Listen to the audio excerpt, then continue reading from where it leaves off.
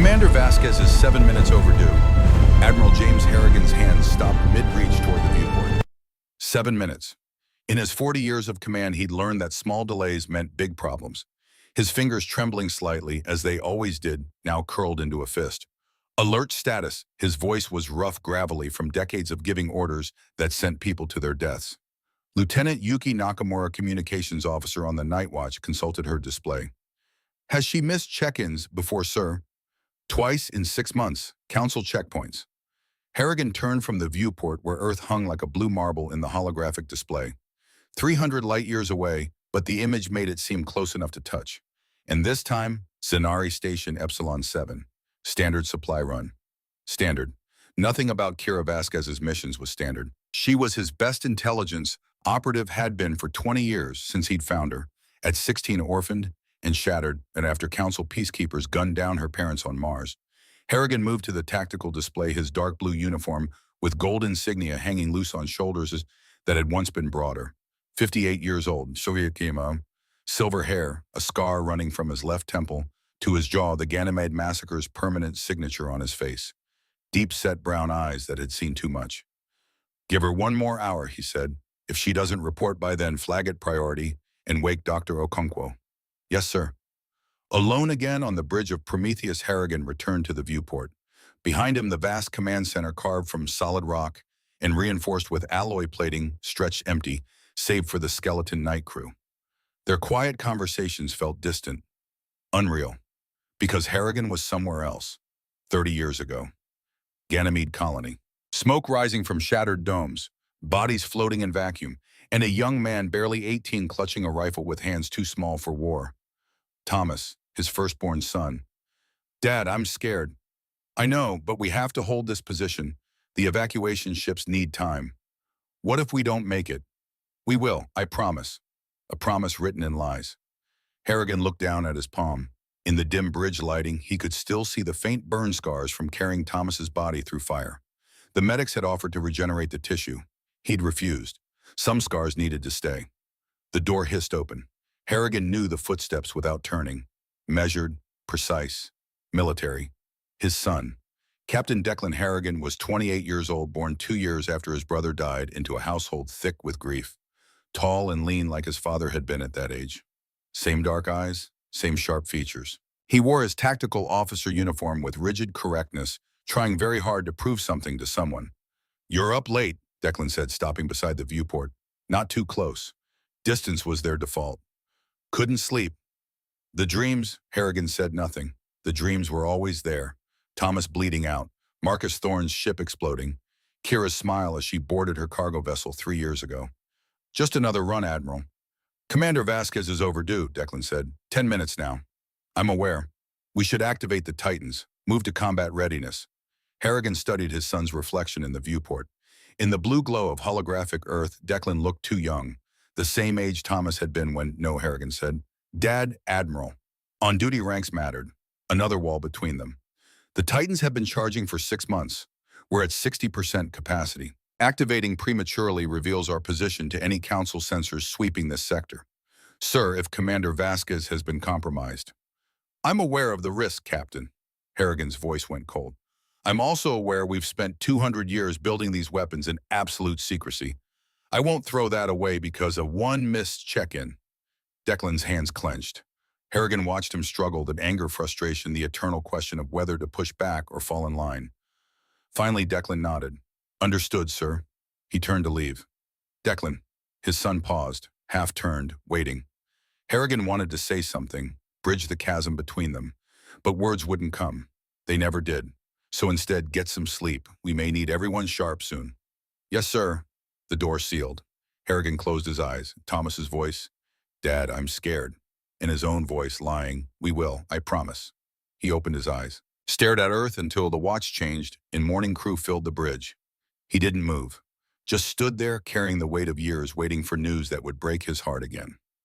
300 light-years away, in a sector marked on Council charts as the Tartarus Cluster, uninhabitable resource poor, beneath noticed something impossible hung in darkness.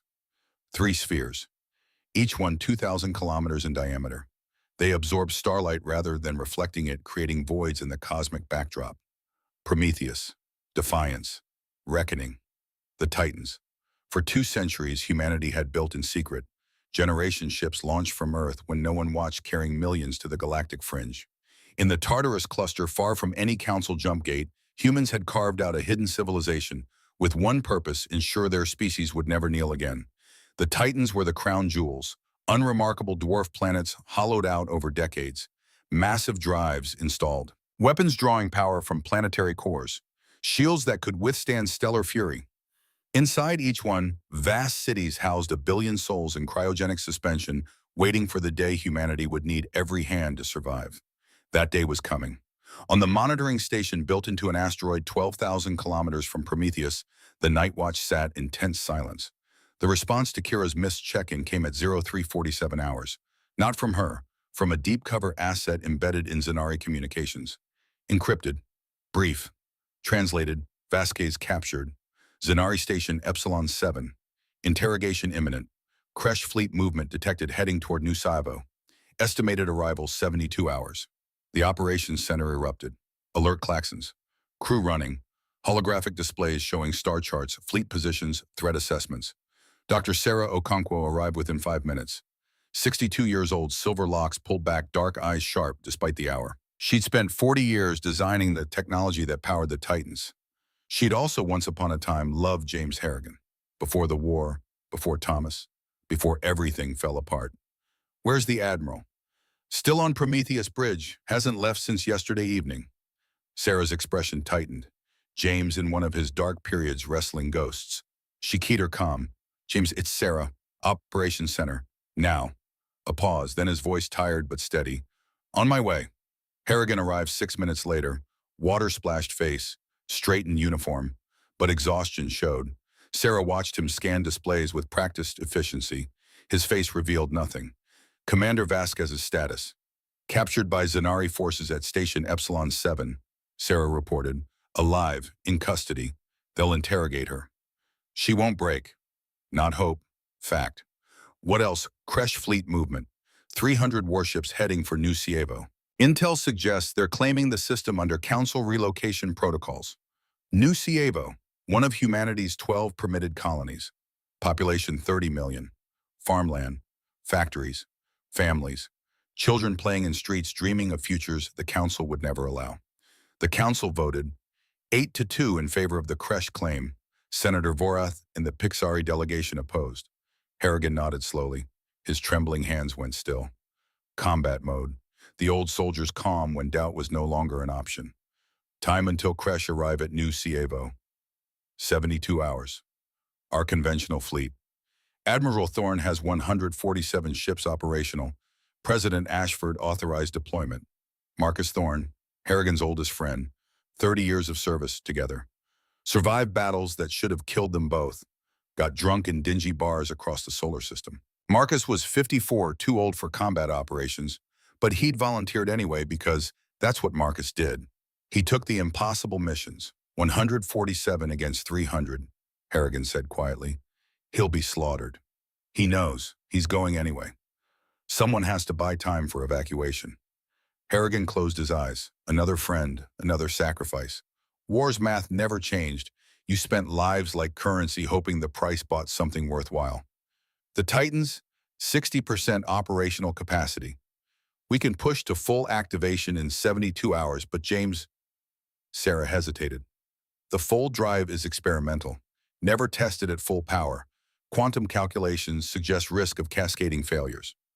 Micro tears in space-time that could expand into black holes, Harrigan finished. I've read the reports. If we push too hard, miscalculate, we could create gravitational collapse. Consume everything within one astronomical unit, including Earth. The operations center had gone quiet. Everyone listening now, though, pretending to focus on displays. The nightmare scenario. The choice between revealing humanity's secret weapon or watching 30 million people die. Harrigan opened his eyes, looked at the holographic display of New Saivo, a green world, oceans, continents, cities glowing on the night side. He thought of Thomas, 18 years old holding a rifle trying not to show fear. And Harrigan had told him it would be okay, had promised, had lied. He thought of Kira Vasquez, 16 when he found her angry, broken, brilliant. He'd given her purpose, trained her, Sent her into danger again and again because the mission required it. Now she was in a Zanari interrogation chamber. He thought of Marcus Thorne preparing to lead 147 ships into unwinnable battle because someone had to try. The weight of years pressed down on his shoulders. All the decisions, all the lives, all the promises he couldn't keep. "Sarah," he said quietly, "activate the Titans." She stared. "James, the risk." "I know the risk. Do it anyway." "If the drives fail, Key, they won't. You designed them. You're the best engineer in human space. Trust your work." Sarah held his gaze, searching, then nodded. "All right, but 72-hour activation sequence. Even if everything goes perfectly, we arrive at New Cievo same time as the crash. Maybe after. We can't save those people." "No," Harrigan agreed. "Marcus will save them. We'll finish what he starts." He turned to communications. "Get me a secure channel to President Ashford. And wake Captain Harrigan. Senior staff in 30 minutes." The operations center exploded into motion. Orders barked. Crews running.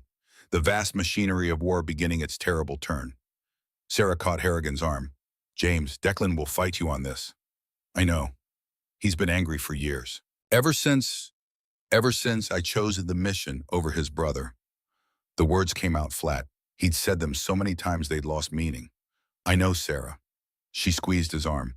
"You made the right choice then. The evacuation ships got out. 5,000 people survived because you held that position. 5,000 people survived because my son died holding that position. I was 300 meters away. Could have pulled him back. Could have ordered retreat. But I didn't. And Declan thinks you'll make the same choice again." "He's right," Harrigan said. "I will. That's what command means." He pulled free gently and walked away. Behind him, Sarah watched the man she'd loved 40 years ago disappear into the corridor, carrying ghosts that would never let him rest. The senior staff meeting convened in Prometheus's war room, a circular chamber with polished stone walls and a holographic projector at center. Harrigan stood at the table's head, flanked by Sarah and Commander Eric Volkov, Chief of Security. 8 department heads sat around the table. Declan Harrigan stood near the back, arms crossed, face carved from stone. "The Galactic Council voted 8-2 to recognize the Kresh claim on New Cievo," Harrigan began. 30 million human civilians are about to be forcibly relocated into Kresh labor programs." He touched a control. The holographic display shifted, showing the Kresh fleet. 300 bioships, nightmares of organic technology, living vessels, armed with weapons that dissolve matter at molecular level. Kresh fleet arrives in 72 hours. President Ashford authorized Admiral Thorne to deploy conventional forces. 147 ships against 300. "Suicide?" someone muttered. Harrigan didn't disagree. "Admiral Thorne's mission: buy time for civilian evacuation and delay. Kresh advance. He knows the odds. He's going anyway." The display shifted. 3 massive spheres, the Titans. "We are activating Prometheus Defiance and Reckoning. Full operational capacity in 72 hours. Dr. Okonkwo oversees activation. Commander Volkov prepares all military personnel for combat deployment. We jump to New Cievo the moment full drives are ready." Silence. Then Declan's voice, sharp and angry. "Admiral, I have a question." Harrigan looked at his son. "Captain Harrigan, what about Commander Vasquez? What about her? She's in Zanari custody. They're interrogating her, torturing her, and we're leaving her there. Commander Vasquez knew the risks when she accepted the assignment. She's trained to resist interrogation. She won't compromise our operations." "That's not what I asked. I asked if we're abandoning her." The room held its breath. This was dangerous territory. Everyone knew the history. Everyone knew about Thomas. Harrigan's voice didn't rise, simply became colder. "Captain, we are deploying 3 planetary-scale weapons humanity built in secret for 200 years. Surprise is our only advantage. If we reveal the Titans prematurely to rescue one operative, no matter how valuable, we lose that advantage. 30 million lives are at stake. The mission comes first." "The mission always comes first," Declan said bitterly. "Doesn't it, Admiral, no matter who dies, no matter who you leave behind?" The words hung like poison. Harrigan felt them sink in, find old wounds, reopen them, but his face remained impassive. "That's correct, Captain. Dismissed." Declan stared at him, then turned and walked out. The door hissed shut. The remaining officers shifted uncomfortably. Sarah broke the silence. "James, we should discuss activation sequence." "Later," Harrigan said. "All of you have assignments. Execute them. We reconvene in 6 hours." Officers filed out, leaving Harrigan alone in the war room. The holographic display still showed the Titans rotating slowly. Beautiful and terrible. Weapons that could crack worlds. Arcs carrying humanity's future. His life's work. He thought about Declan's accusation. The one he'd heard 1,000 times in his son's eyes but never spoken aloud until now. It was true. 30 years ago, with Thomas bleeding out 300 meters away, Harrigan had made a choice. Pull back, save his son, doom 5,000 civilians. Or hold position, buy them time, watch Thomas die through a rifle scope. He'd held the position. 5,000 people made it off Ganymede. Thomas did not. Declan had been born 2 years later into a household soaked in grief. He'd grown up without knowing his brother, with only fragments and stories told by a father who could barely look at him without seeing what was lost. The distance between them had grown with every year until now they were strangers sharing blood and a last name. Harrigan reached up, touched the scar on his face. The Zanari plasma bolt that carved this mark had come seconds after Thomas died. He'd stood from cover screaming, firing wildly, not caring if he lived or died. Marcus Thorne had tackled him, dragged him back, saved his life against his will. "You've got another son," Marcus had shouted over gunfire. "You've got 5,000 people counting on you. You don't get to die here, James. You don't get that luxury." So he'd lived, led the evacuation, carried Thomas's body onto the last transport and cremated it in space according to military tradition, returned to Earth, held infant Declan in his arms, promised himself he'd be a better father. Failed at that too. The holographic display flickered. New message, priority encrypted. From President Victoria Ashford on Earth. Harrigan keyed it open. Victoria's face appeared projected life-size. 52 short gray hair, calm focus that came from leading a hidden government for 15 years. "James, I received your activation order. Are you certain?" "No," Harrigan admitted, "but it's the only play we have. The Council is assembling an armada, 700 ships. If we reveal the Titans now, I know, we lose surprise. They'll prepare countermeasures, maybe develop weapons specifically to fight us. And yet you're activating anyway. 30 million people, Victoria. I can't let them be enslaved. I won't." Victoria studied him through the hologram. "This isn't just about New Cievo, is it?" "No." "Thomas." Harrigan said nothing. Victoria sighed. "I'm authorizing deployment. But James understands something. If this goes wrong, if the Titans fail or the Council responds with overwhelming force, Earth itself could be targeted. 8 billion lives. Can you carry that weight?" "I already carry it," Harrigan said quietly. "Every day, every night." "What's a few billion more?" It was meant as dark humor. It came out sounding like despair. Victoria's expression softened. "Get some sleep, Admiral. You look like hell." "I'll sleep when we've won, or when you're dead. Preferably the former." The transmission ended. Harrigan stood alone in the war room for another hour, staring at holographic Titans until Sarah came to find him. "Activation sequence has begun," she reported. "Prometheus responding well. Defiance and Reckoning coming online. On schedule for 72-hour deployment." "Good. James, there is something else." She hesitated. "The full drive calculations. I've been running simulations. Quantum stress on spacetime is higher than projected. If we push drives to full power—" "We'll do what we have to," Harrigan interrupted. "If that means risking everything, so be it. You're gambling 8 billion lives on experimental technology. I'm trusting your genius, Sarah. You built these drives. You know them better than anyone. Will they work?" She wanted to say yes, he could see it. But Sarah was a scientist first, and scientists dealt in probabilities, not certainties. "I think so," she said finally, "but I can't guarantee it." "That's all anyone can do," Harrigan said. "Make your best guess and live with consequences." He walked past her, heading for the door. She caught his arm. "James, when this is over, when fighting's done, you need to talk to Declan. Really talk, not as admiral to captain, as father to son." "I know." "Do you? Because I've watched you two circle each other for 28 years, and it's eating you both alive. He needs to hear that you don't blame him for surviving when Thomas didn't." Harrigan pulled his arm free. "I don't blame him." "Then tell him that, before it's too late." "It's already too late, Sarah. It's been too late for 30 years. He left the war room, walked through Prometheus's corridors, past saluting crew members, past viewports, showing vast emptiness of space until he reached his quarters. Small room, spartanly furnished. Bed, desk, single chair. On the desk, a photograph in a simple frame. Two boys. Thomas, age 16, tall and serious with Harrigan's dark eyes. Declan, age 6, grinning, missing front teeth. Arms around each other. Brothers. Thomas had adored his little brother. Played with him for hours, teaching games, telling stories, protecting from nightmares. 2 years after that photo, Thomas was dead.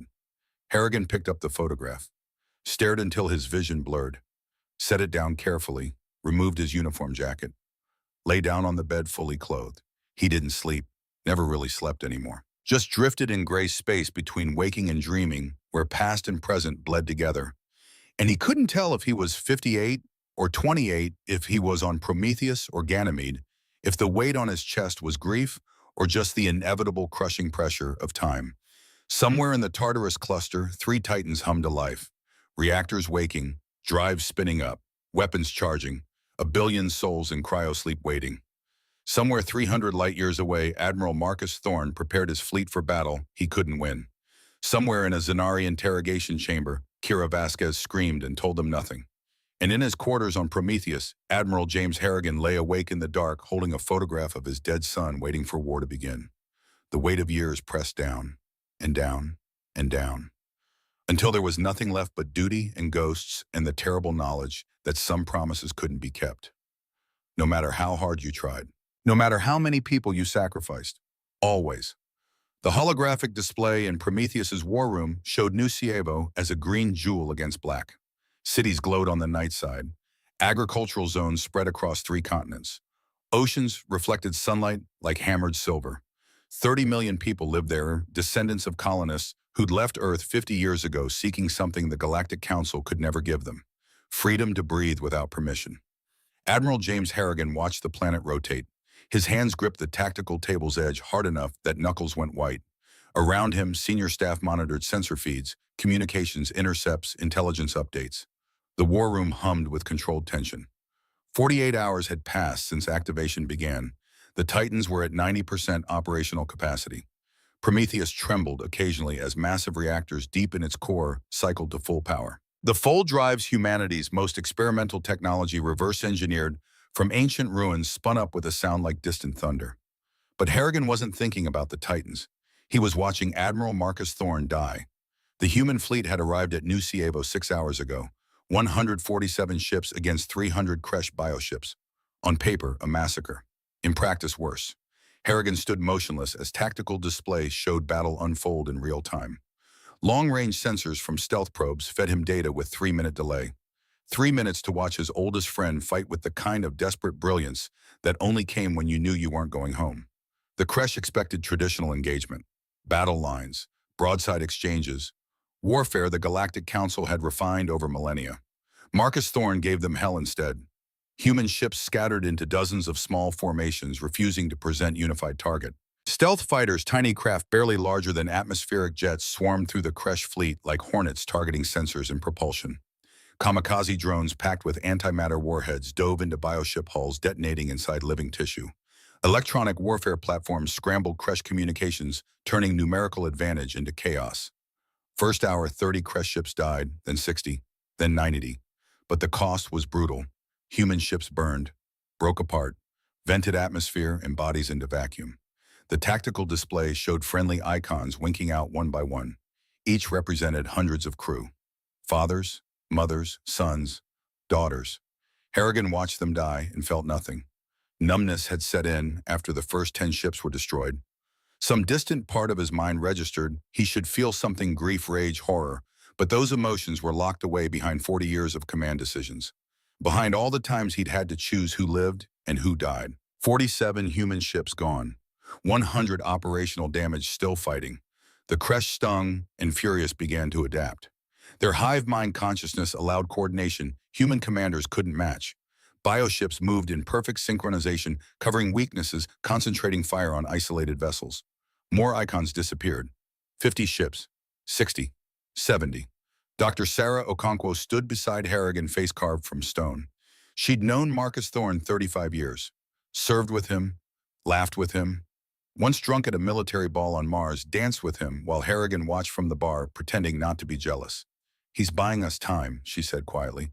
Every minute they're focused on him is another minute for civilian evacuations. I know.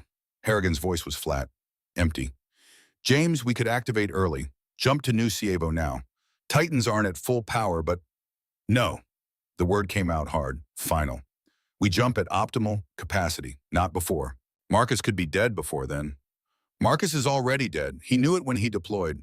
This is just the execution. Sarah stared at him. How can you be so cold? He's your friend. He was my friend. Now he's a tactical asset buying time for a strategic objective. That's how I have to see it. That's how I have to see all of them, or I can't do this job. It was truth. Terrible, necessary truth. If he let himself feel what he actually felt, if he let grief and guilt and crushing weight of all those deaths touch him, he would shatter. So he locked it away, buried it deep, became the machine command required. On tactical display, Marcus Thorne's flagship battleship, Indomitable, broke formation and accelerated toward Kresh command vessel. Suicidal. Obvious. The Kresh fleet converged, pouring fire into Indomitable's shields. The flagship shuddered, burned. Pieces of hull plating tore away, but it kept accelerating.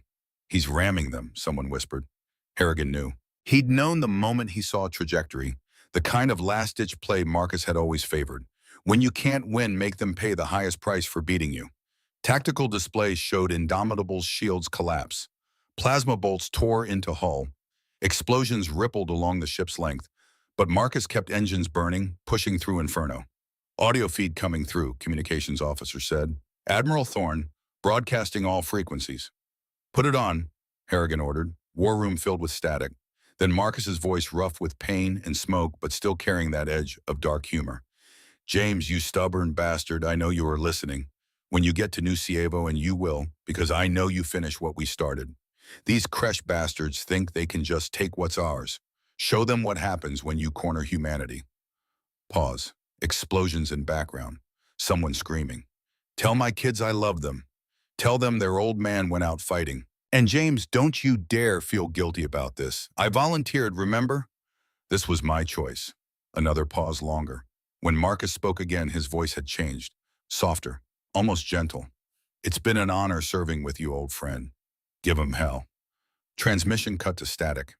On tactical display, Indomitable struck Kresh command ship at 17,000 meters per second. Impact released energy equivalent to small nuclear weapon.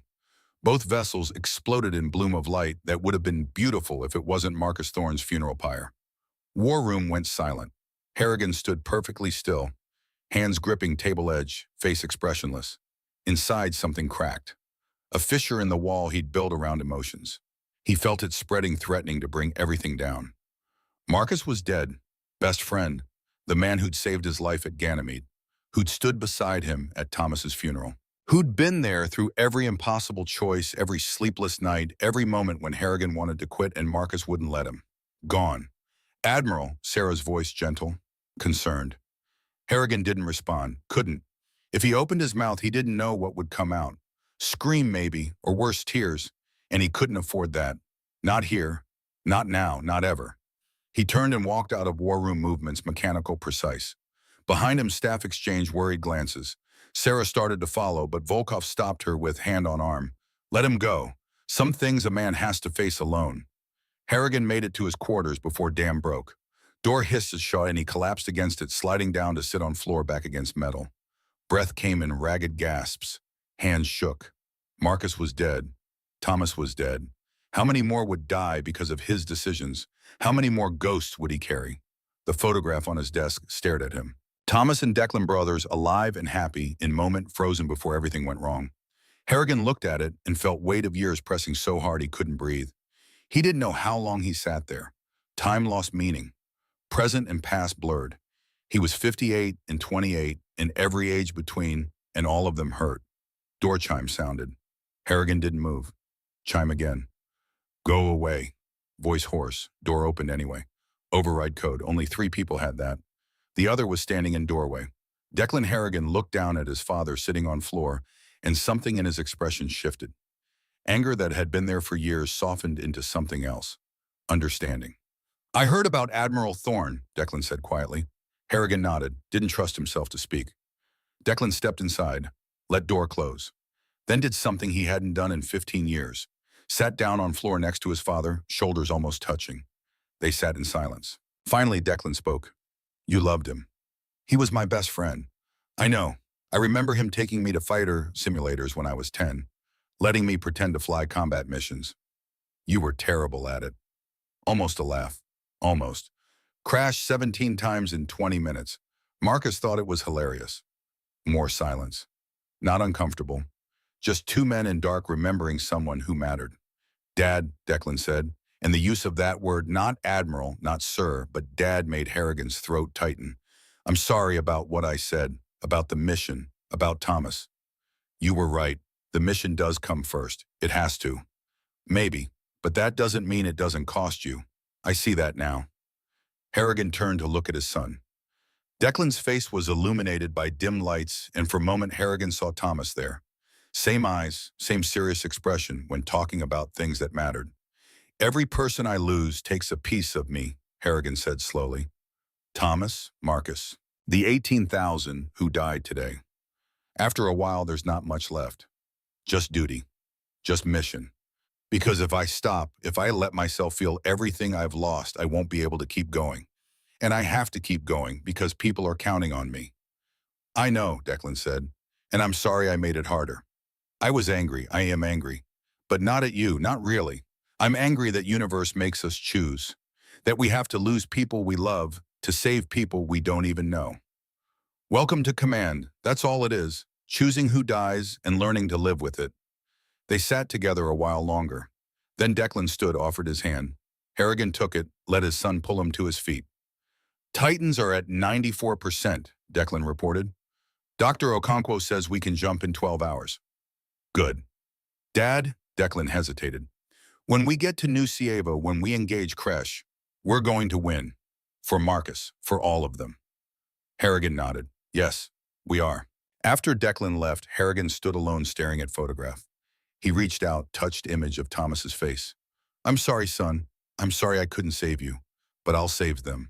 I promise. This time I won't fail. 300 light years away in crystalline cell aboard Zenari flagship Crystal Spire, Commander Kira Vasquez hung suspended in field of harmonic energy. No visible restraints, but she couldn't move. Couldn't even turn her head. Could only stare forward at wall that shifted through colors she had no names for. 72 hours here. Time hard to track. Zenari didn't experience it the way humans did. Interrogations came irregularly, sometimes after minutes, sometimes after what might have been days. Grand Admiral Sylvan entered the cell, crystalline body refracting ambient light into rainbow patterns across walls. Beautiful the way predators were beautiful. Perfectly designed for what he did. Commander Vasquez, shall we continue? Kira said nothing. She'd learned quickly that responding only encouraged him. Sylvan moved closer. His body shifted portions, extending and reconfiguring. From those extensions, light began to pulse. Not ordinary light, something that reached into her brain and pulled out memories. Pain came first, always pain. Then memories. Her parents dying. 8 years old, watching through window as Zenari peacekeepers fired into a crowd of protesters on Mars. Mother's face surprised and then gone. Father trying to shield her failing. Memory felt real, more than real. She experienced it again as if happening now, not 28 years ago. Terror. Helplessness. The moment she understood universe was not fair and no one was coming to save her. Sylvan watched her scream and made notes on holographic display only he could see. Interesting. Your neural patterns show remarkable resilience. Most humans break within first session. You've endured 17. Kira gasped for breath as memory faded. Body shook. Sweat-soaked prison uniform. What do you want? Information about human military capabilities, fleet strength, defensive positions, chain of command. I've told you, I'm a cargo hauler. I don't know anything about military operations. You're also a trained intelligence operative. We've analyzed your neural implant. It contains encryption protocols far beyond civilian grade. Someone taught you. Someone invested considerable resources. I want to know who and why. He triggered another memory sequence. This time Harrigan. She was 16, broken and angry, and he was showing her how to disassemble rifle. His voice patient and calm. You don't have to be defined by what was done to you, Kira. You can choose what you become. Memory should have been painful. Instead, it gave her strength, Sylvan noticed. Harmonic voice took on note of curiosity. Who is this man? He means something to you. No one, Kira lied. Neural response suggests otherwise. Family romantic partner. I told you, no one. Sylvan studied her, then did something unexpected. Released energy field. Kira collapsed to floor legs too weak to support. She lay gasping while Sylvan watched with alien patience. You're protecting him, this unknown man who trained you. Interesting. Humans claim to be individualistic, yet you demonstrate remarkable loyalty. Wipe it. Kira pushed herself to knees. Whole body ached. Because he saved me when I had nothing. Because he gave me purpose. Because some things matter more than survival. Sentiment, Sylvan said, making it sound like disease. Council has long noted humanity's unfortunate tendency toward emotional decision-making. Makes you unpredictable. Dangerous. Good, Kira said. Sylvan tilted his head, light refracting through structure. You're not afraid. Why? Because you're going to kill me anyway, whether I talk or not. So I might as well die knowing I didn't betray people I love. Love, another sentiment. Tell me, Commander Vasquez, will this mysterious man who trained you come to rescue you? Kira smiled through pain. No, Sermo. No, he'll finish mission first. That's what he taught me. Individual lives don't matter compared to what we're fighting for. Then he's abandoned you. Then he's doing exactly what I'd want him to do. Win war, save our people. If I die to make that possible, it's a good death. Sylvan was silent long time. Finally, you're either remarkably brave or remarkably foolish. I haven't decided which. He turned to leave, paused at cell entrance. Council is assembling Armada, 700 ships, going to your Earth to exterminate your species. Your fleet's little victory at New Cievo means nothing. In 72 hours, everything you love will burn, and you'll watch from this cell. Door sealed. Kira sat on the floor, hugging knees, allowed herself exactly 60 seconds of despair, then pushed it away and started thinking. Sylvan had made mistake. Told her about Armada, 700 ships, 72 hours. That was intel. Intel she could use. Her neural implant was still active. Zanari hadn't detected secondary functions ones Harrigan personally installed when she was 19. Military-grade quantum encryption, burst transmission capability, and something else. Something Zanari would never think to look for because it was so primitive they'd dismiss it. A virus, not sophisticated cyber weapon. Something simpler. Piece of corrupted code that could spread through network systems, creating cascading failures in shield generators. Harrigan had called it the roach ugly primitive, but nearly impossible to kill once in system. Kira had planted it during first interrogation. Every time Sylvan used his technology to invade, her mind connection went both ways. She'd been feeding virus into Crystal Spire's network one tiny fragment at a time, hiding it in her own neural noise. 72 hours. Virus needed 72 hours to propagate through Zanari fleet's network systems. By the time Armada reached Earth, every Zanari ship would be vulnerable. Kira smiled in darkness. Sylvan thought she was abandoned, broken, helpless. He was wrong. Harrigan had taught her there were many ways to fight. Some of them looked like surrender. She closed eyes and thought of her mentor's face. I'm still fighting, Admiral. Don't worry about me. Just win. Prometheus trembled as fold drives reached 98% operational capacity. Deep in core reactor size of city blocks, cycled to full power, converting matter into energy with terrifying efficiency. Gravity drives massive torus structures embedded in planet's mantle spun up, creating distortions in space-time that made reality shudder. Harrigan walked through interior cities alone except for crew he passed. They saluted.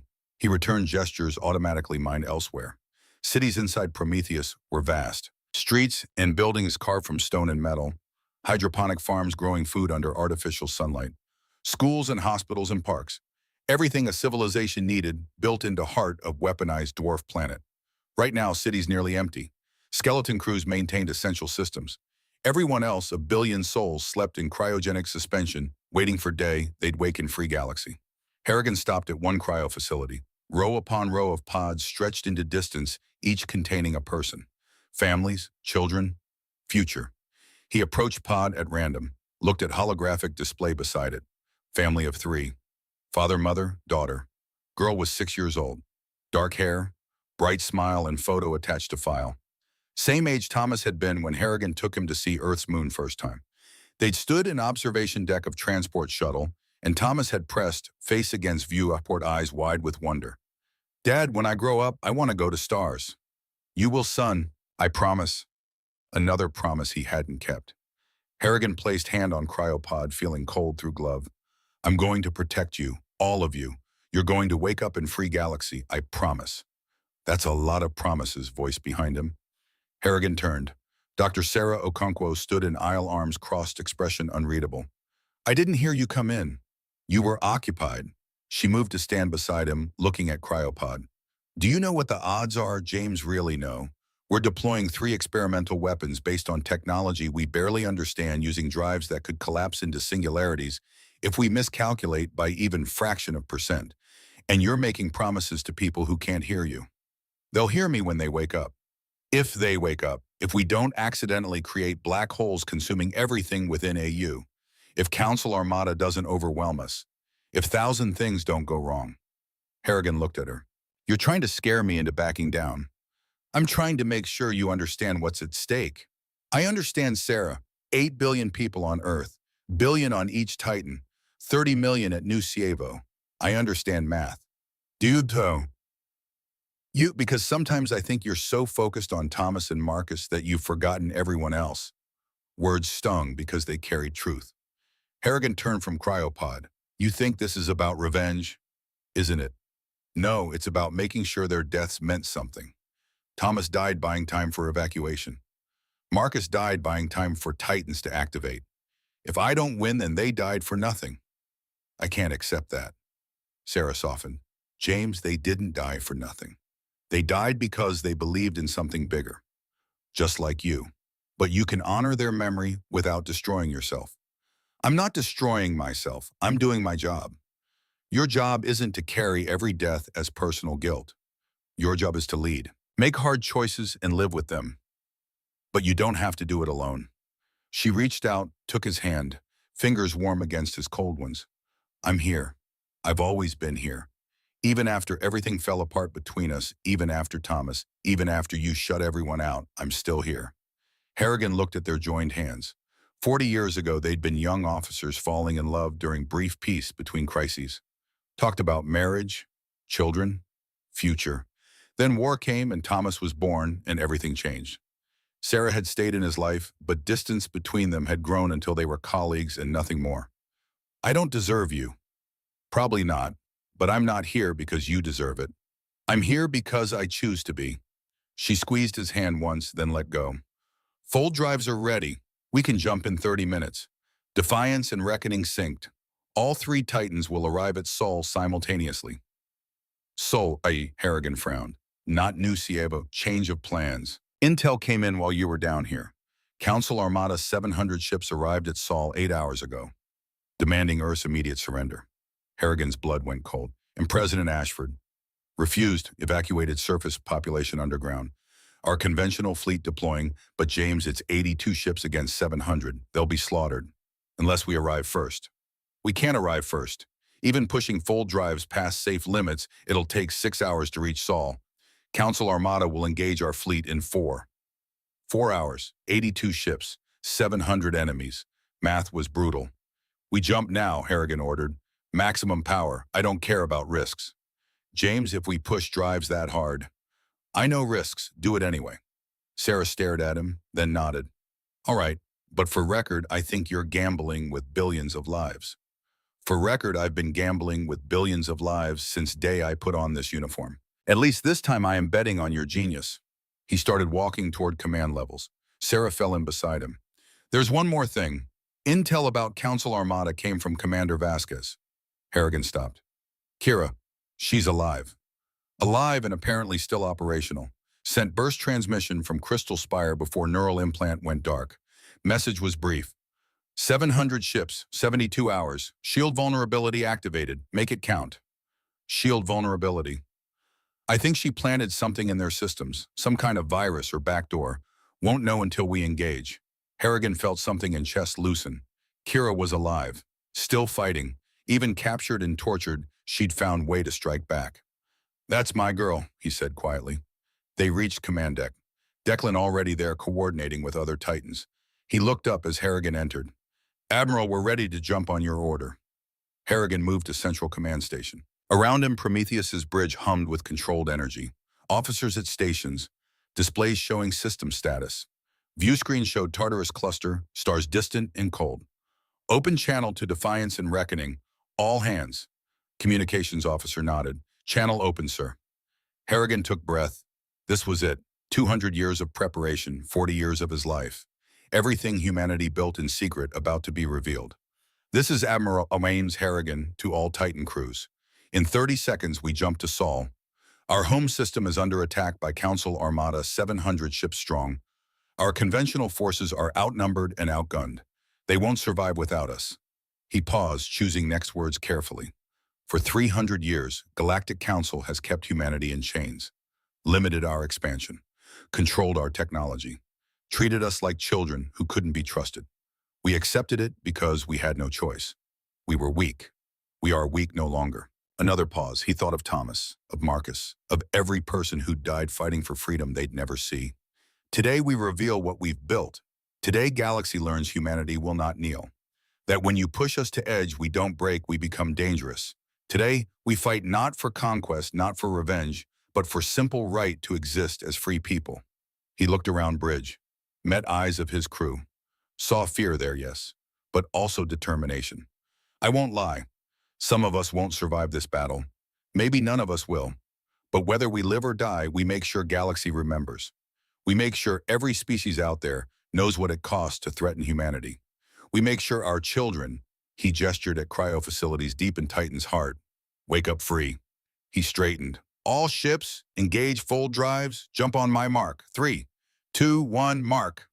Reality tore open. Tartarus cluster disappeared, replaced by dimension where physics screamed and bent and broke. Fold drives created bubble of normal space-time around each Titan, then pushed that bubble through higher dimensions where distance meant nothing. It felt like falling and flying simultaneously, like being stretched across infinity and compressed to point. View screen showed colors that didn't exist, shapes that hurt to look at. Harrigan gripped command chair and wrote it out. 40 years of experience told him this was wrong, that drives were being pushed too hard, that quantum stress on space-time was approaching critical levels. He didn't care. Earth needed him. He would get there or die trying. Jump lasted subjectively 5 hours, though time had no meaning in fold space. When they finally dropped back into normal space at edge of Sol system, Harrigan's first thought was they'd arrived too late. View screen cleared, showing stars, planets, an Earth, beautiful blue Earth surrounded by fire. Council Armada had arrived. 700 ships in perfect formation, wall of alien technology that should have been impossible to overcome. Against them, 82 human ships burned and died. Tactical assessment, Harrigan ordered, voice steady despite what he was seeing. Council forces have engaged our conventional fleet, Declan reported. Destroyed 38 ships in last 2 hours. Admiral, we're losing. On view screen, human destroyer exploded as Kresh bioweapons dissolved hull. Arcani plasma ship carved through frigate like paper. Zenari crystalline vessels refracted human weapons fire harmlessly into space. It was slaughter. They don't see us yet, Sarah said. Fold drives dropped us at maximum sensor range. We're too far out for their detection grids. Then we changed that, Harrigan said. All Titans advanced to combat range. Maximum acceleration. An open broadcast channel. All frequencies. I want every ship in this system to hear what I'm about to say. Communications officer's fingers danced across controls. Channel open, Admiral. Broadcasting now. Harrigan stood, straight in uniform, looked directly at visual pickup that would transmit his image across space. Grand Admiral Sylvan of Zenari Ascendancy, Kresh Collective Overmind, Arcani High Council, Valora Senate, and all other members of Galactic Council currently attempting to exterminate my species. He paused, letting words hang in space. My name is Admiral James Harrigan. 30 years ago, I lost my son fighting your tyranny at Ganymede. 72 hours ago, I watched my best friend die buying time at New Cievo. In the last 2 hours, I've watched you murder thousands more of my people. His voice hardened, became cold, absolute. I want you to understand something. Those deaths were not in vain. They bought time for this moment. Moment when you learn humanity is done asking for permission. Done accepting your rules. Done being Galaxy's victims. He gestured off screen. On view screen, visual feeds shifted to show Prometheus emerging from dark defiance and Reckoning flanking it. 3 moons. 3 weapons. 3 impossibilities. Council fleet sensors finally detected them. Harrigan imagined chaos erupting on those alien bridges. These are Titans, humanity's answer to 300 years of oppression. Each one carries billion souls in cryogenic sleep. Each one mounts enough firepower to crack worlds. Each one was built in secret while you slept, confident in your superiority. Titans accelerated, growing larger on viewscreen as they approached Earth at speeds that should have torn normal ships apart. Grand Admiral Sylvan Harrigan said, voice dropping to something personal, intimate, deadly. You're currently holding Commander Kira Vasquez in your brig. She's one of my people, one of my family. I want her back. He leaned forward, staring into camera. You have one chance to release her unharmed. One chance to withdraw from Sol peacefully. One chance to avoid learning exactly what humanity becomes when you threaten our home. Viewscreen shifted back to show his face. Scarred, exhausted, utterly implacable. Refuse and I will personally pry her from your wreckage. Then I'll show you what happens when you corner species with nothing left to lose. He made cutting gesture. Transmission ended. Silence on bridge. Then Declan spoke very quietly. Dad, that was terrifying. Good, Harrigan said. All weapons charged to full power. All shields maximum. All crew battle stations. He settled into command chair. Let's show them what Titans can do. Council Armada responded to Harrigan's broadcast with silence. For exactly 17 seconds, 700 warships hung motionless in black, processing what sensors were telling them. 3 objects, each one 2,000 kilometers in diameter. Each one radiating energy signatures that made threat assessment systems scream warnings. Then Grand Admiral Sylvan's voice crackled across all frequencies, harmonic tones sharp with something that might have been fear. All Council forces weapons free. Target unknown vessels. Destroy them immediately. 200 ships turned and fired. The barrage was apocalyptic. Plasma bolts that could melt continents. Kinetic projectiles accelerated to relativistic speeds. Crushed bioweapons that dissolve matter at molecular level. Energy beams powered by captured stars. All of it converging on Prometheus with combined fury of dozen civilizations. On bridge, Harrigan watched incoming fire on tactical display and said one word. Brace! First impact struck Prometheus's shields.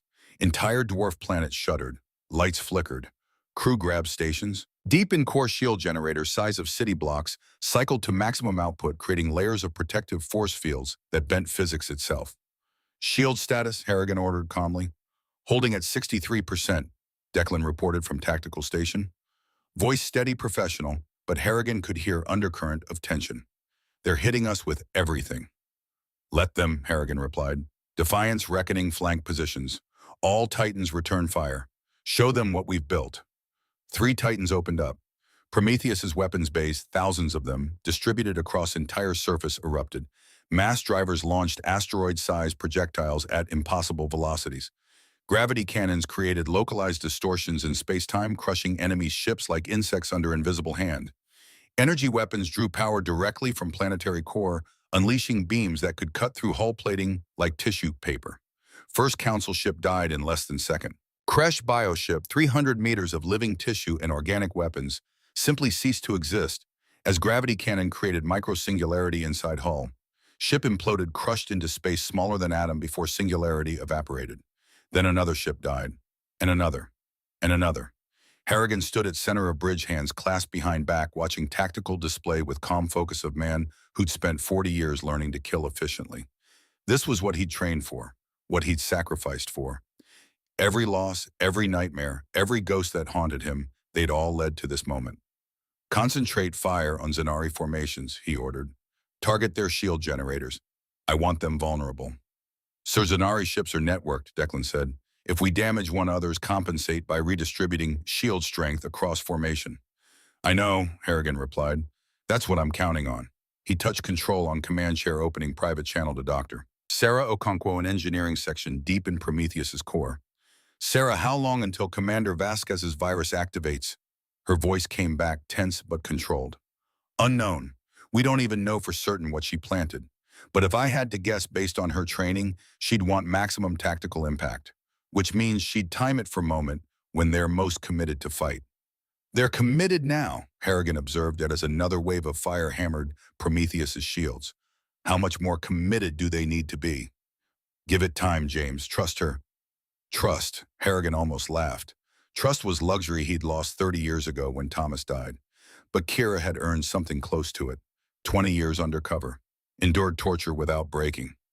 Somehow found way to strike back even from cell. If anyone could pull off miracle, it was her. On tactical display, Council Fleet was adapting. Initial shock of encountering Titans had worn off. Now they moved with purpose, coordinating assault with precision that came from millennia of military refinement. Arcani plasma ships focused fire on defiance, overwhelming shields through concentrated bombardment.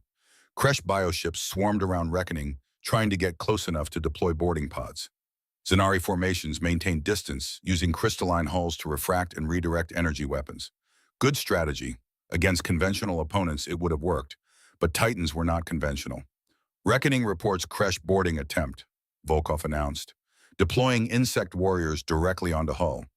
Tell Reckoning to activate surface defense grid, Harrigan ordered. Electrify hull plating. Cook them. Aye, sir. On viewscreen, Reckoning's surface erupted with electrical discharge. Thousands of Kresh warriors, each one size of man and armed with bioweapons, died instantly as millions of volts coursed through exoskeletons. Kresh Collective, Vivermind screamed across all frequencies, sound like nails on metal, translated through communication systems into something approximating rage and pain. Then every Kresh bioship in system turned and accelerated toward Titans, abandoning tactical coordination in favor of pure aggressive instinct. They're breaking formation, Declan observed. That's a mistake. Their hive mind, Harrigan replied.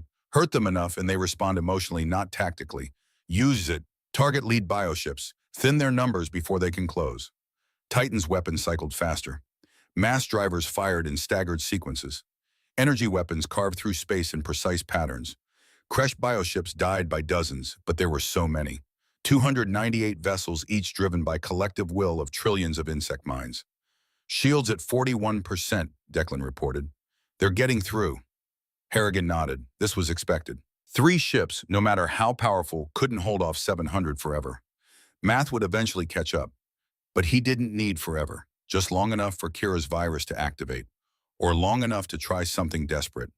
Prepare gravity drives for emergency activation, he ordered. Full synchronization across all 3 Titans. Sarah's voice came through, immediately sharp with alarm. James, no, drives aren't designed for combat use. If you activate them while under fire, I know risks. Do you?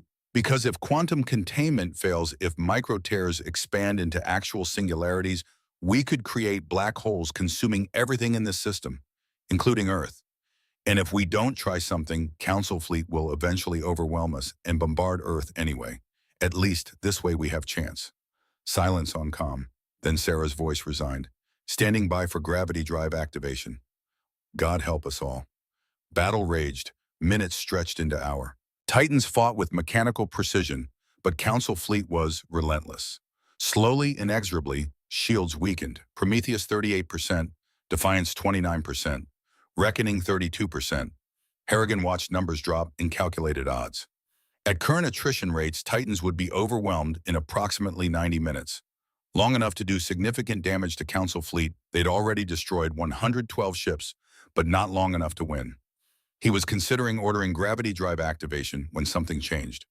On tactical display, 17 Zenari ships suddenly went dark. Shields collapsed. Weapons stopped firing. They drifted powerless through battlefield. What just happened? Declan demanded. Then 17 more Zenari ships lost power. Then 34. Then 68. Harrigan felt something cold and fierce spread through chest. Not quite hope. Something harder. Certainty. It's the virus, he said quietly. Kira's virus. It's spreading through their network. Within 5 minutes, 150 Zenari ships were dead in space network systems, compromised by whatever Kira had planted. Zenari formation collapsed into chaos as commanders tried desperately to isolate infected vessels, severing network connections and sacrificing tactical coordination to prevent total systemic failure. All ships target disabled Zenari vessels, Harrigan ordered. Don't give them time to recover. Titans shifted fire. Mass drivers tore through crystalline hulls that couldn't refract kinetic impacts. Energy weapons punched through unpowered shields. In 10 minutes, 80 Zenari ships were destroyed. Grand Admiral Sylvan's voice cut across comm channels, harmonic tones jagged with fury and something that might have been respect. Admiral Harrigan, your operative, Commander Vasquez. She did this. Yes, Harrigan confirmed. She's resourceful that way. We've had her in custody 4 days, interrogated her, tortured her. She revealed nothing. And yet she still found way to sabotage us. That's what I trained her to do. Survive, adapt, strike back no matter cost. Pause. When Sylvan spoke again, voice had changed, become quieter, more thoughtful. You humans, you're more dangerous than we ever imagined. You're just now figuring that out. Harrigan allowed himself the thin smile. Grand Admiral, you're losing this battle. You've lost 192 ships. Your Zanari formation is compromised. Kresh are too angry to fight effectively, and my Titans are just getting started. We still outnumber you 5-1. For now, how long do you think that'll last? On view screen, another cluster of Council ships exploded under concentrated fire from all three Titans. Human conventional fleet, bloodied, but still fighting, rallied and pressed advantage, launching hit-and-run attacks on isolated enemy vessels. Tide was turning. Then Arcani launched their planet killer. Alarms screamed across Prometheus's bridge. Tactical displays showed new contact. Missile massive and fast accelerating towards Earth on trajectory that would impact in 7 minutes. Missile classification, Harrigan snapped. Arcani thermonuclear planet cracker, Declan replied, voice tight. Yield estimated at 15 gigatons. Impact velocity 0.7 light speed. If it hits Earth's surface? He didn't finish. He didn't need to. Everyone on bridge understood. Weapon like that hitting at that speed would crack planetary crust, trigger supervolcanoes, create impact winter lasting decades. 8 billion people in underground bunkers would survive initial blasts, but they'd starve in dark. Defiance, intercept that missile, Harrigan ordered. Defiance reports a negative, Volkov said. Engaged with Kresh swarm. Can't break free. Reckoning. Also engage. Sir, none of Titans can reach it in time. Harrigan stared at tactical display. Missile was 3 million kilometers from Earth and closing. Nothing they had could intercept it. Nothing except I can get it, Declan said quietly. Harrigan turned to look at his son. Declan stood at tactical station, hands moving across controls, already plotting intercept course. Captain, I take fighter, launch from Prometheus's forward bay, intercept missile before it reaches Earth's orbital space, its only option. You'll never make it back. Acceleration required, fighter's inertial dampeners can't compensate. You'd be pulling 30, maybe 40 Gs. It'll kill you. Maybe, Declan agreed. Eyes met his father's, steady, certain. But missile will definitely kill 8 billion people. Easy math. Harrigan felt something crack inside chest. This was Ganymede all over again. This was Thomas standing in front of him, saying he'd hold position, buying time for evacuation, knowing he wouldn't survive. This was Universe asking him to sacrifice another son. No, Harrigan said. Word came out harder than intended. I'll pilot fighter. You take command of Prometheus. Dad, Declan stopped himself. Admiral, with respect, I'm better pilot. You know I am. Academy scores prove it. I can make this intercept. You might not. It was true. Declan had graduated top of class in fighter combat, had reflexes Harrigan at 58, with the scar tissue and old injuries simply couldn't match anymore. There has to be another way, Harrigan said. There isn't, and we both know it. Tactical display showed missile continuing relentless approach. 5 minutes to impact. Every second they delayed was second closer to Earth's destruction. Harrigan looked at his son, saw Thomas's face superimposed over Declan's, saw 30 years of distance and unspoken pain and terrible weight of choice he'd made once and sworn he'd never make again. I can't lose you, Harrigan said quietly. Not you too. Declan stepped away from tactical station, crossed bridge, stood in front of his father. For first time in years, they were close enough to touch. You're not losing me. You're trusting me. There's difference. Declan was, Dad, I know about Thomas. I know you think you failed him, that you chose mission over saving him, and I know you've been punishing yourself 30 years because of it. Tears were forming in Harrigan's eyes. He couldn't stop them. But you didn't fail Thomas, Declan continued. He made his choice, just like I'm making mine. And maybe reason you trained me so hard, pushed me so much was, so that when this moment came, I'd be ready. I pushed you because I was trying to keep you alive. And you did. You made me into someone who can do this, who can save 8 billion people. That's not failure, Dad. That's legacy. On tactical display, missile was 4 minutes from impact. Harrigan closed eyes, saw Thomas, saw Marcus, saw everyone he'd lost over 40 years of war. They stood in judgment, asking same question they'd always asked. Was mission worth price? He opened eyes and looked at his son. Intercept that missile, Captain. That's an order. Declan saluted. Sharp, precise. Perfect. Then he broke protocol, stepped forward and embraced his father. Harrigan held him tight, feeling weight of years fall away. I love you, son. I love you too, Dad. I'll see you when this is over. Declan pulled away and ran for fighter bay. Harrigan watched him go, then turned back to tactical display. Hands shaking, vision blurred, but voice steady when he spoke. All stations maintain current fire patterns. Dr. Okonkwo, divert all available power to Prometheus's forward shields.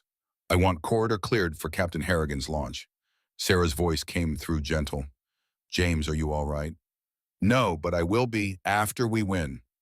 On view screen, he watched fighter launch from Prometheus's forward bay. Tiny dart of metal and composite barely visible against vast bulk of Titan. Inside that fighter was his son, his only surviving son, flying toward missile that would kill him if he succeeded in intercepting it. Acceleration required to catch Planet Killer pushed fighter systems past design limits. Inertial dampeners screamed. Hull groaned. Inside cockpit, Declan Harrigan felt his body crushed by forces that should have liquefied organs. But he'd trained for this, spent years in high-G simulators, learned techniques to keep blood flowing to brain under extreme acceleration, learned to breathe in shallow gasps, learned to stay conscious when everything in body screamed to pass out. Missile grew larger on targeting display. 3 minutes to impact. He was gaining, closing distance. Vision started to tunnel. Gray crept in at edges. 42 Gs. No human should survive this. But he'd always been stubborn. Got that from his father. 2 minutes. Missiles countermeasures activated. Decoys flooded space. Electronic warfare suites tried to jam targeting systems. But Harrigan had anticipated this. He switched to manual targeting, trusting eyes and instincts over computers. There. He had it locked. 1 minute, he armed fighters' entire payload of missiles. Normally you'd fire 1 or 2, save rest for additional targets. But there was only one target that mattered, and he was going to kill it or die trying. 30 seconds. He thought of his father standing alone on Prometheus's bridge watching this. Thought of Thomas' brother he'd never known, who died before Declan was old enough to remember. Thought of all people on Earth who had no idea their lives depended on one pilot and one fighter making one perfect shot. 15 seconds. For Thomas, for Dad, for Earth. He fired everything. 20 missiles streaked across remaining distance. Planet Killer's point defense systems destroyed 18. 2 got through. Warheads detonated simultaneously, creating sphere of nuclear fire that consumed Planet Killer completely. Explosion registered on every sensor in Sol system, brief news star that bloomed and faded in seconds. On Prometheus's bridge, Harrigan watched tactical display. Missiles icon disappeared. Earth was safe, but fighter's icon was still there, caught on edge of explosion's blast wave. Declan, Harrigan shouted. Report static. Declan respond. More static, then faint, distorted by radiation interference, but unmistakably his son's voice. Mission accomplished. Fighter heavily damaged. Life support failing. But Dad, I'm still here. I'm still alive. Harrigan's knees almost gave out. He grabbed command chair for support. Hang on, son. We're sending recovery shuttle. Just hang on. Copy that. And Dad, we should probably finish this battle. I'd like to get rescued sooner rather than later. Despite everything, Harrigan laughed. Broken, desperate sound, but real. Understood, Captain. Prometheus out. He straightened, wiped eyes, turned to face crew. You heard the man. Let's finish this. Battle had reached critical point. Council fleet, seeing one of their most powerful weapons destroyed by single human fighter, began to waver. Ships that had pressed attack started pulling back. Formations broke as individual commanders prioritized survival over coordination. Harrigan saw hesitation and pressed advantage. All Titans activate gravity drives. Full synchronization. Maximum power. James, no, Sarah started. Do it, Harrigan ordered. Trust me. Deep in cores of all 3 Titans, gravity drives engaged simultaneously. Reality screamed. Space-time bent. Massive gravitational well appeared, centered on Titan formation, pulling everything toward it. Council fleet, already disordered, found ships being dragged inexorably toward Titans. They fired engines trying to escape, but gravitational pull was too strong. Harrigan opened channel to Grand Admiral Sylvan. Admiral Sylvan, your fleet is trapped in gravitational well generated by our drives. You cannot escape. Release us, Sylvan demanded. No, you're going to listen to what I have to say. Harrigan touched another control. Gravity drives began to pulse. On Council ships, sensors detected quantum fluctuations, detected micro tears in space-time beginning to expand. Our drives are unstable. If I push them much harder, they'll collapse into real singularities. Black holes. Everyone within 2 astronomical units will be consumed, including Earth. You're bluffing. You'd never destroy your own world.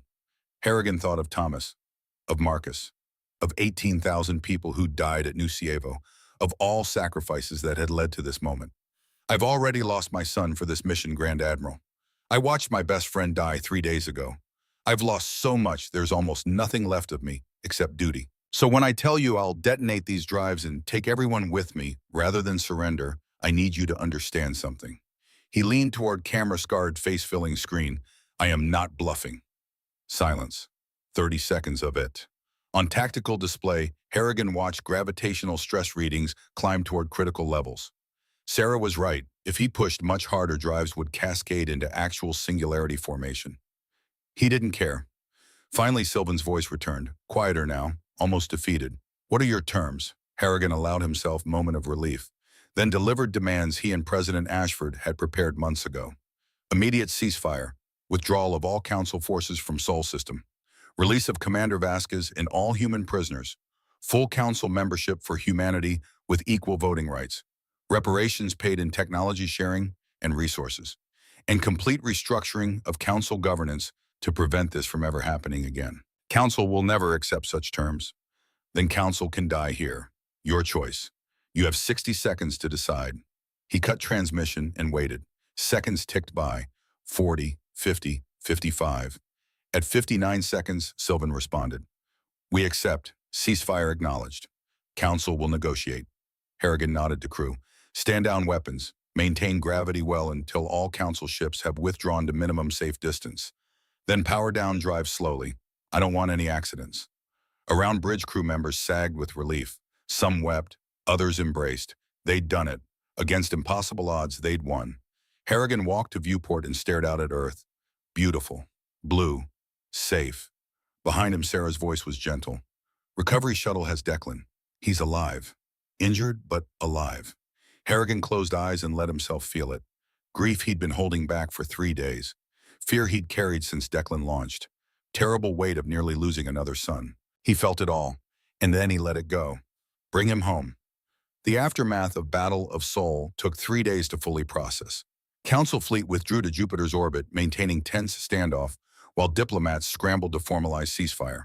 Titans remained on high alert, weapons trained on Council ships ready to resume fighting if negotiations failed. They didn't fail. Council, bloodied and shocked, accepted humanity's terms. Senator Vorath of Valora arrived on Earth as official emissary carrying documents that would reshape galactic civilization. But Harrigan wasn't thinking about politics. He stood in Prometheus's medical bay watching doctors work on his son.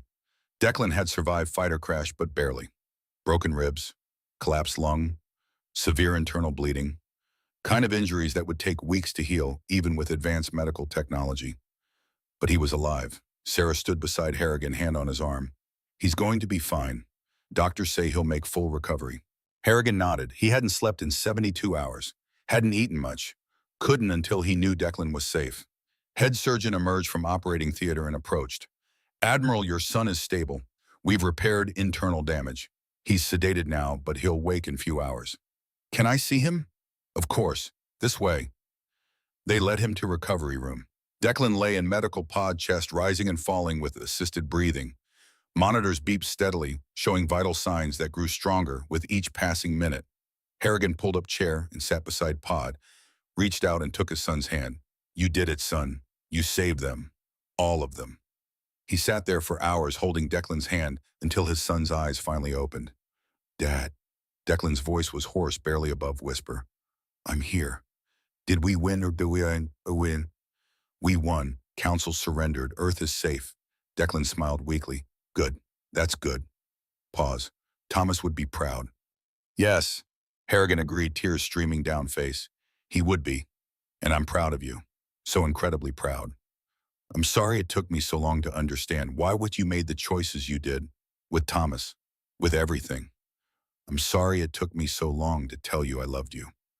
Father and son sat together in quiet of medical bay healing wounds that had nothing to do with broken bodies. Transport shuttle from Crystal Spire arrived at Prometheus 2 days later. It carried one passenger.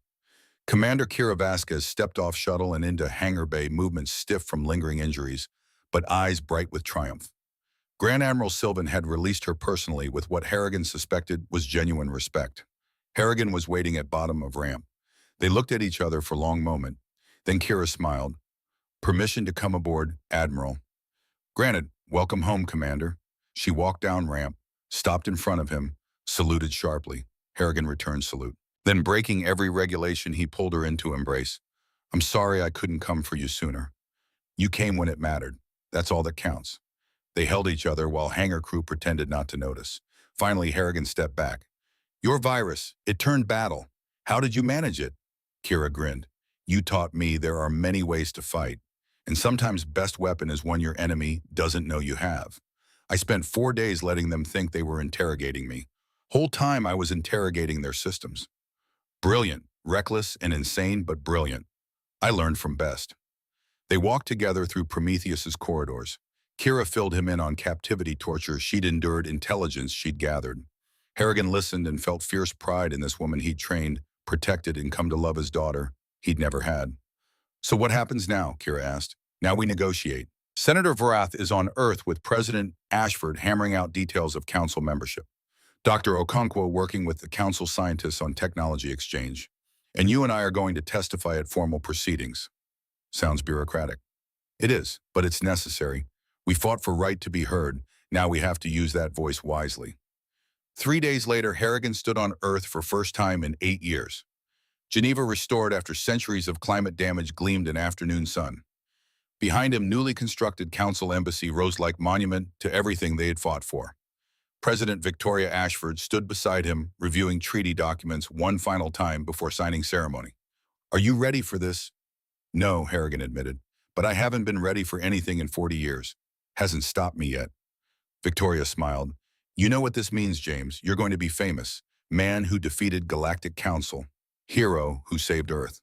"I'm not hero. I'm just soldier who refused to quit." That's what heroes are, people who refuse to quit when everyone else has given up. Inside Embassy, Senator Vorath waited with representatives from every council species. Signing would formalize humanity's equal status, ending 300 years of oppression with stroke of pen. But before Harrigan entered, he took one last moment alone. Walked to memorial wall erected in Embassy courtyard. Wall bore names, thousands of them, everyone who died in humanity's fight for freedom. He found ones he was looking for.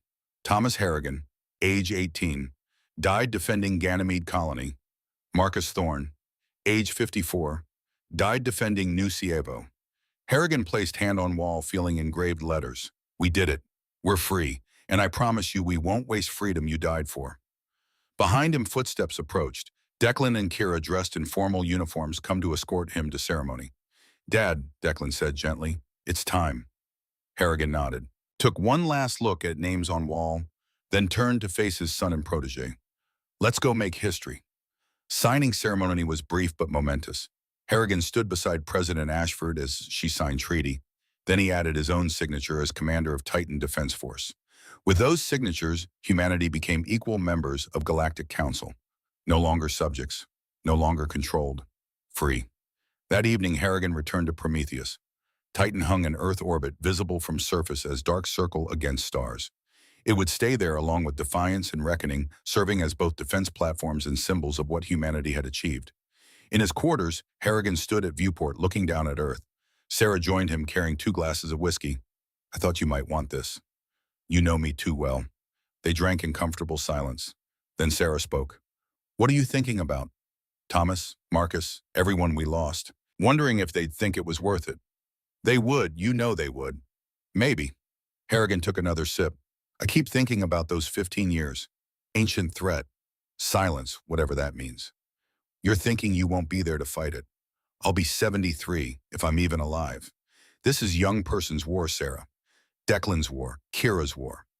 So you'll train them, prepare them, pass on everything you've learned. That's legacy, James. That's what matters." Harrigan thought about that. Thought about Declan recovering but determined. About Kira, brilliant and unbreakable. About billion souls in cryo who would wake to free galaxy and fight to keep it that way. "I spent 30 years trying to make up for losing Thomas. Trying to prove his death meant something. I pushed everyone away. hurt people who loved me, nearly lost Declan because I couldn't let go of past. But you didn't lose him.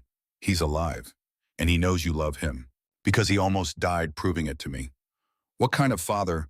The kind who's human, Sarah interrupted. Kind who makes mistakes and learns from them. Kind who, despite everything, keeps fighting, keeps trying, keeps hoping. She set down glass and took his hand. James, you've spent 40 years carrying ghosts. Maybe it's time to let them rest. Harrigan looked at their joined hands.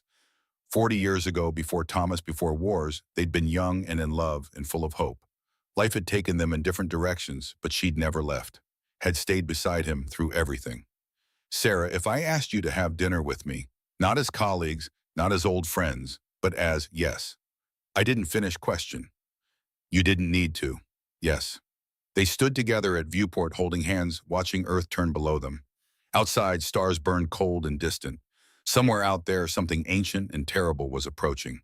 But that was 15 years away. Tonight, James Harrigan allowed himself something he hadn't felt in 3 decades. Peace.